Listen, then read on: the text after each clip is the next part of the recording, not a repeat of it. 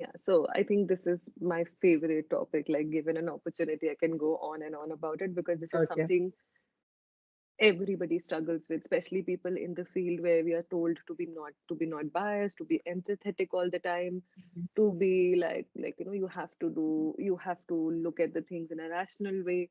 We are human beings. We cannot be computers, or we cannot be like, oh, I don't have a bias. Yeah. So when I was working in Thailand, I was working in a wellness center where Mhm. basically the green people or the people who could afford having a retreat, for example, could come there. So Yeah. what my issue with them, or what I would have biases, is the kind of problems that these people are facing were Mhm. very small, if I have to think Yeah. from the problems that I've seen in a third world country. For example, they're not coming from Yeah. a third world country, they're coming from Yeah. US, they're coming from Singapore. So for them, their problem is, oh, I am not able to earn this much amount of money. And for me Yeah. personally, it is such a big, like, I had to take a step back. Mhm. Yes, So ma'am. the best way to understand biases is at least to be aware of these biases. You Mhm. cannot go inside a room and go like, oh, oh, oh, this is where, oh shit, I should not have done that. Oh, I should not have said that. But Mhm.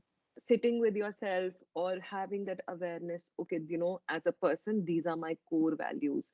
This is what defines who I am. So for me, as Harnoor, I am an honest person.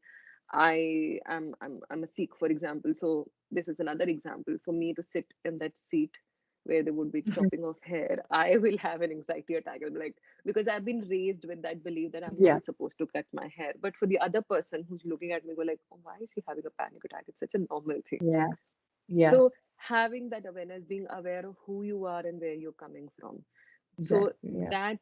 that gives you an awareness that, okay, people, let's say, have a different political stand than me. I would have a bias with them because why can't they Mhm. see this person is not good for this country, or this person is not good for that country? Mhm. But when you have these biases, you can actually put them in a backdrop, and then you can Yeah. just observe that, oh, okay, this is what I'm not okay with, and it is coming into picture. I'll put it on the side. I'll work on this later.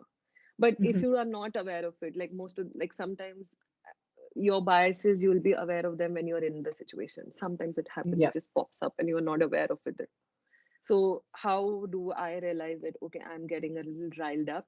You will feel your breathing becomes a little like Mhm. heavier. So these are the physical signs that you're getting triggered by something. So when I say Mhm. trigger, that means something is said out there that you're not okay with.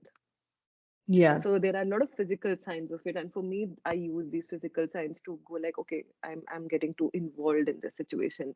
Mhm. Most of the times when I would have a marital counseling session, for example, or a couple counseling session, men generally go like, oh, you're a woman, you will take side of the woman. I'm like, that's their bias that they're coming with.